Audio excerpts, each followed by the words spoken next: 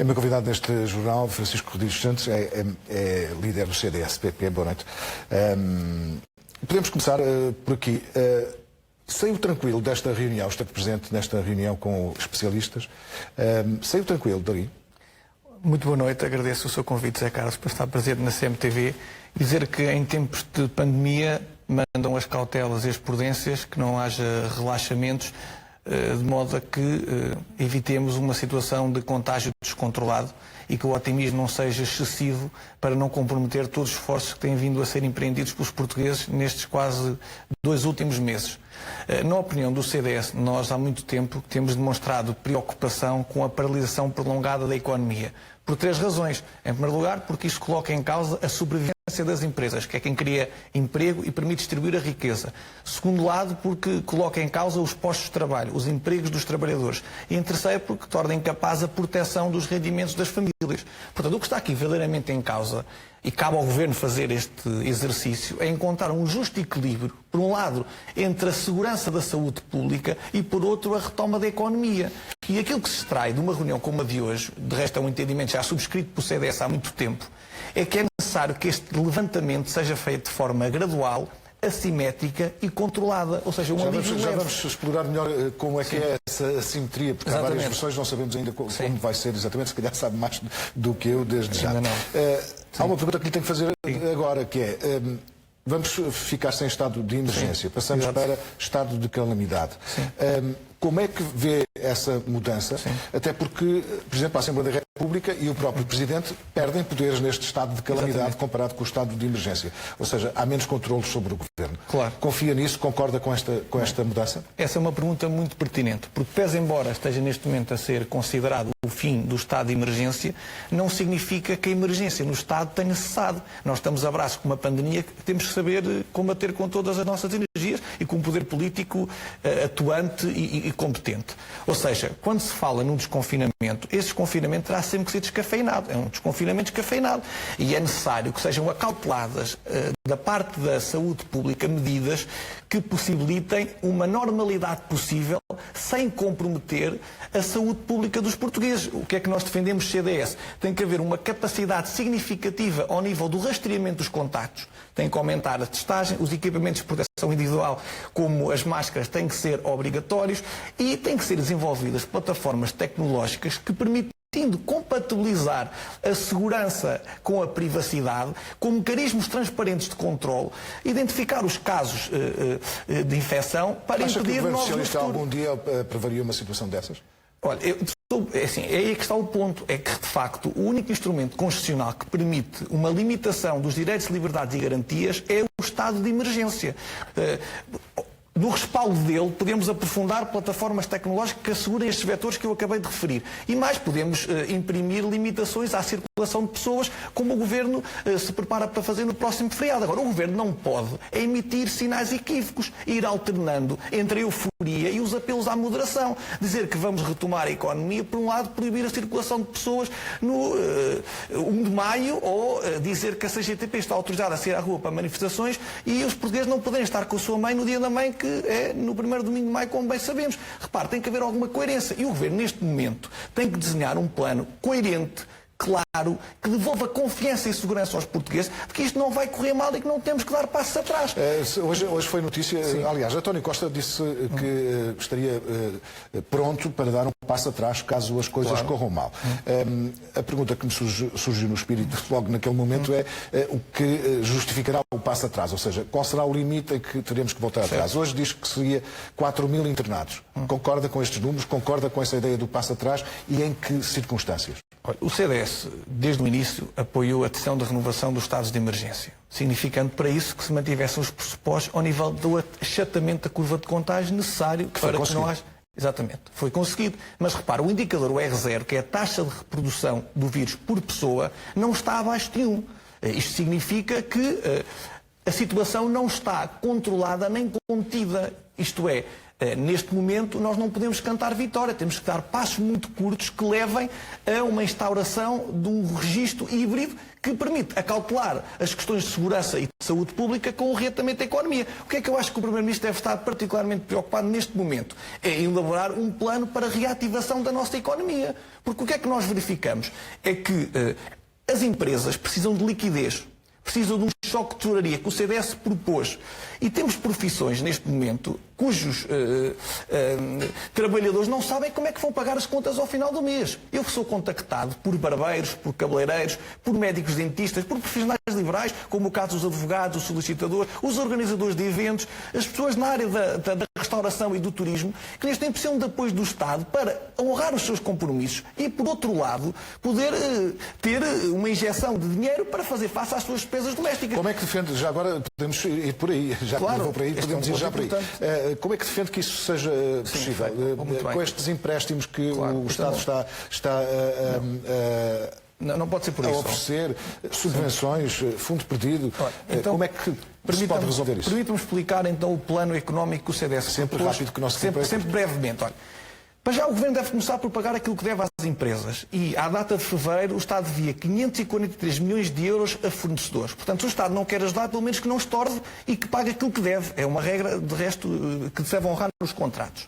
Ponto 2. O dinheiro não está a chegar às empresas. Nós verificamos, estamos no final do mês, os empresários que se inscreveram para ter acesso ao regime de layoff ainda não tiveram a injeção de 1 cêntimo nas suas empresas e vimos que 40% dos pedidos foram rejeitados. Uma vez mais, barramos pela entropia e pela burocracia da parte de uma máquina do Estado que sonega esta liberdade às empresas. E de resto, acho que há medidas que injetam liquidez e um choque de tesouraria nas empresas que se deve propor. Olha, de resto, o alargamento do layoff a todos os sócios gerentes. O Governo acha que só as empresas têm uma faturação até 60 mil euros e aqueles que não têm trabalhadores dependentes é que podem aceder ao layoff. Pergunto-lhe se um médico dentista que tem uma clínica aberta vê os seus funcionários entrar no regime de layoff e ele próprio não pode aceder quando é próprio também trabalhador dessa mesma empresa. Nós defendemos um cheque de emergência para apoiar as pequenas e médias empresas no valor de 15 mil euros. Defendemos que no caso dos advogados seja dada a possibilidade de suspender o pagamento de passo-passo, porque é uma classe que contribui, não indexado ao seu valor de rendimentos, mas uma prestação física para um sistema de previdência que agora os deixou para trás. Não há apoios, por isso o CDS defende uma prestação social extraordinária para profissionais liberais. E permita-me concluir com isto, que é um fundo de garantia público que permite ao Estado pagar as suas dívidas às empresas e, através de instituições financeiras, cujo Estado é o principal avalista, entre elas, pagarem as faturas que têm atraso. Isto injetaria... Atraso com mais, esse valor que referiu é atrasos com mais de 90 dias, porque o valor é muito superior a esse. Esses 500 e tal milhões de euros de dívidas do Estado são referentes a dívidas com mais de 90 dias. Mas agora é preciso falar sobre como é que se financia isso, ou seja... Os grandes financiadores dos Estados é o IVA, o IRS, o IRC e nas autarquias o IMT, que estão no limite, ou seja, mas não podemos subir o IVA, não podemos subir o IRS. Onde é que iria buscar dinheiro para poder suportar essas medidas? O Estado não deve aumentar impostos, porque as pessoas já estão completamente atoladas num asfixia ao nível tributário proposto pelo governo anterior, que subiu a maior parte dos impostos indiretos. Não é? Como sabe, subiu o IVA, subiu o IMI, o imposto sobre os produtos petrolíferos, entre outros. Agora, há uma coisa que é certa. O Estado, se não injetar agora dinheiro na economia, mais tarde vai ter que pagar mais através de prestações sociais, todas as pessoas ficam desempregadas e as empresas que vão à insolvência.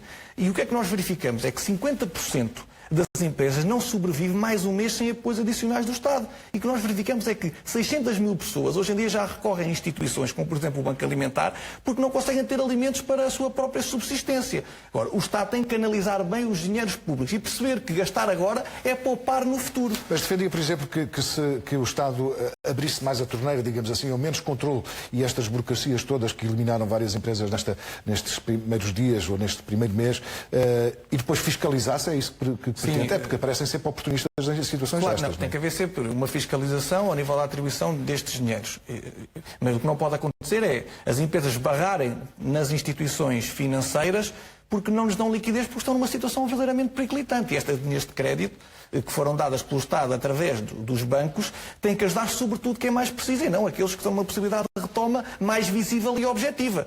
E esta é uma crítica que tem chegado muito. Aqueles que estão desesperados, o banco neste momento não lhes está a dar dinheiro. E o que acontece é, Portugal, os portugueses não falharam ao setor da banca. Agora está na altura da banca também não falhar aos portugueses. Agora, claro que mas também não queremos entrar numa nova crise financeira. Claro que não. Ou seja, pôr a banca numa situação de... Nós queremos permitir, através de estímulos diretos e indiretos, que o peso do Estado sobre as empresas seja menor e, por outro lado, que haja um apoio numa situação de emergência para que as empresas se mantenham vivas e não fechem portas. A Europa tem um grande peso nisto. Daqui a pouco vamos explorar a questão europeia e a solidariedade europeia, mas antes de mais queria-lhe fazer perguntas sobre a retoma. A retoma vai ser por fases, pelo menos 3 fases. Já sabemos alguma coisa, não sabemos tudo. Quinta-feira saberemos mais. Daquilo que sabe, concorda com o que está a ser feito? Acha que estão reunidas as condições para um começo de retoma, digamos assim, seguro? Olha, neste momento, nós, partidos políticos, desconhecemos qual é que é o calendário, o plano e a metodologia Mas tem vindo algumas coisas nos jornais, por exemplo, os restaurantes têm que ter gelo à porta, menos lugares. Alguns até dizem que se calhar não vão abrir por causa disso. Exatamente. É assim, o que podemos dar como garantido é que os portugueses têm que se habituar a conviver socialmente com o vírus, até que nós atingimos uma imunização de grupo, e ela só se faz quando 70% da população estiver infectada e desenvolver anticorpos, está muito longe, até pelo facto destas medidas de confinamento obrigarem este isolamento, ou através de uma vacina ou um antiviral. Portanto, até lá temos que tomar medidas sanitárias e higiênicas que permitam evitar esta escalada descontrolada dos contágios e continuar a achatar a curva. Portanto, isto parece-me da mais elementar justiça que aconteça e manda até o mais elementar bom senso. Agora, há medidas que têm que ser tomadas, designadamente no apoio à terceira idade, aos lares. E o que nós verificamos é, se nós não aumentamos o número de testes que estão a ser feitos em Portugal, significa que o vírus pode entrar de forma beligerante por um lar. Mas há condições para isso. A questão é que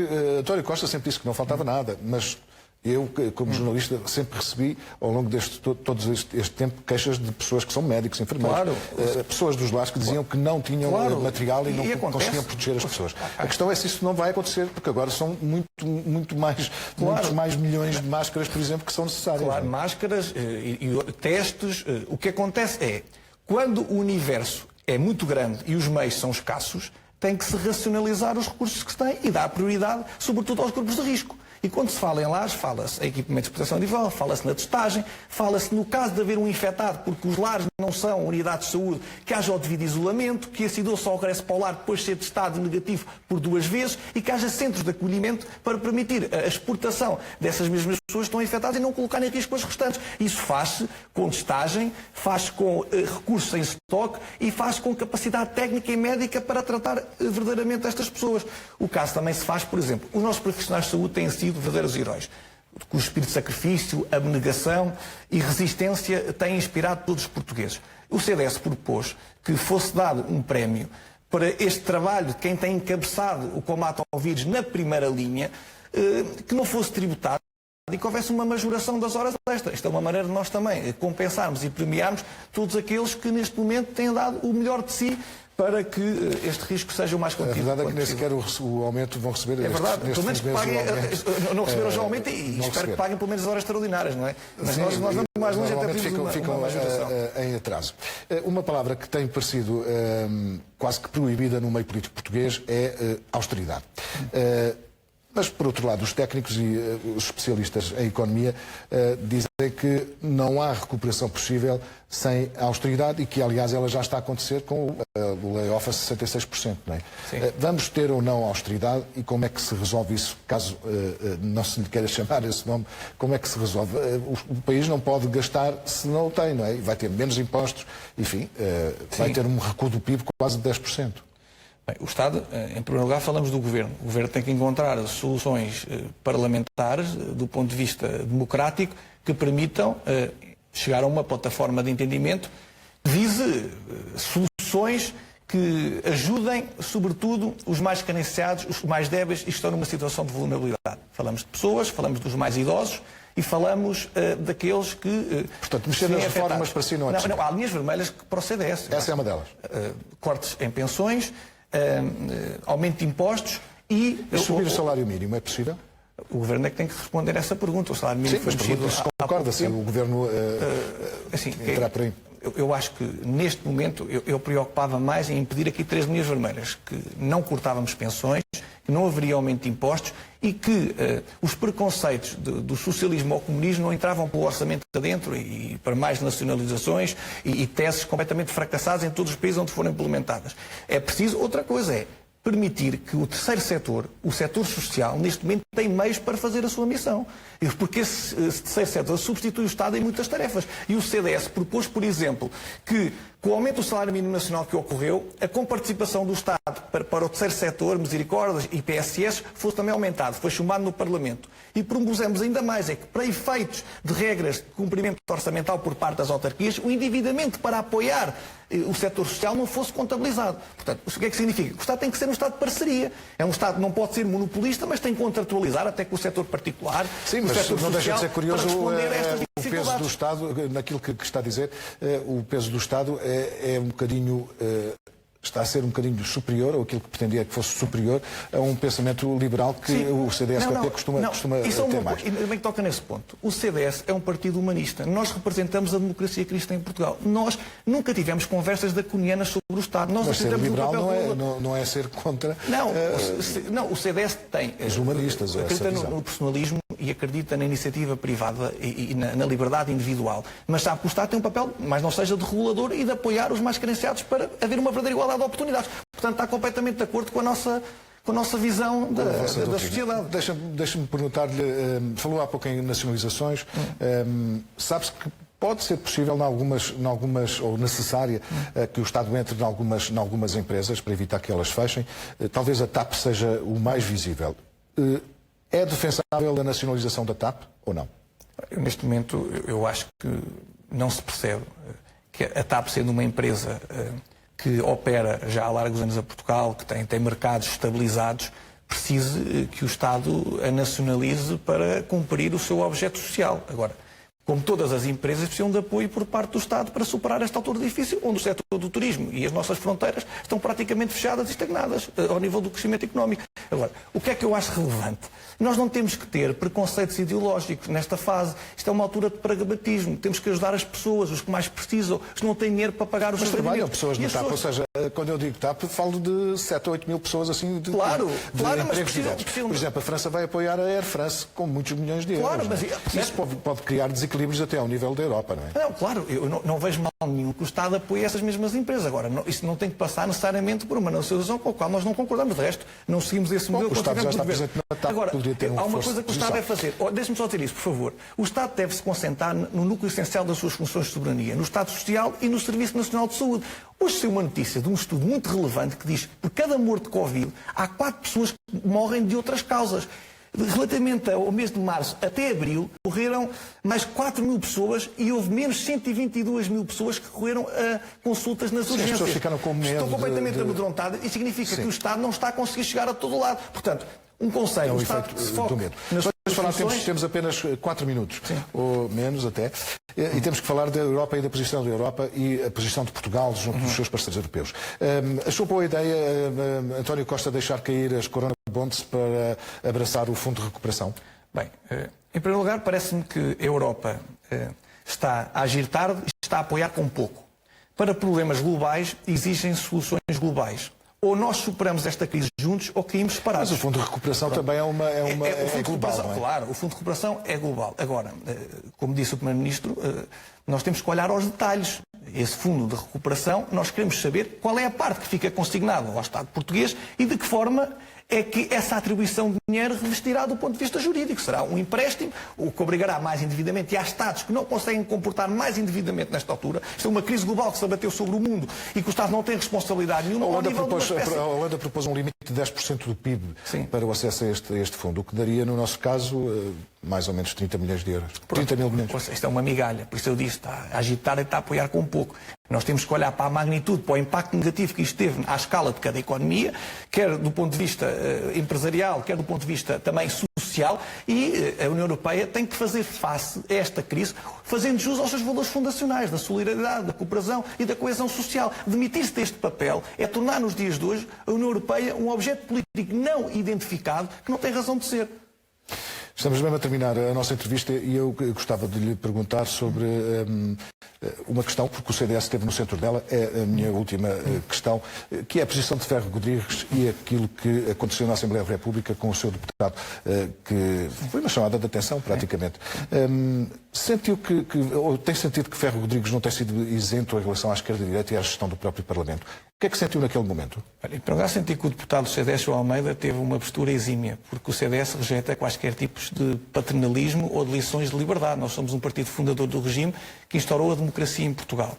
O CDS nunca foi contra as comemorações do 25 de Abril. Achamos que é uma data marcante que tem que ser celebrada em Portugal. Nós apenas propusemos, desde o início, um modelo alternativo para que elas acontecessem, que, de resto, se aproximou muito da versão final que foi realmente realizada. Agora, se o CDS não tivesse falado, muito provavelmente nós teríamos aquela festa com 300 pessoas quando o país, neste momento, está confinado, não pode participar em celebrações religiosas, as pessoas não se podem despedir dos seus entes queridos que morreram, não podem dar um abraço aos seus pais, filhos e avós, e, no fundo, tem para si obrigações que parece que o poder político permite para si próprio. Ou seja, isto é uma incongruência de todo o tamanho e foi por essa razão que o CDS apelou ao sentido de Estado e ao respeito pelos sacrifícios que os portugueses estão a fazer. De resto, o CDS é um partido que não tem arrependimentos históricos e, por outro lado, graças à ação dos democratas cristãos, que a democracia teve condições para salvar em Portugal. Obrigado por ter vindo ao Jornal das 20. Boa noite.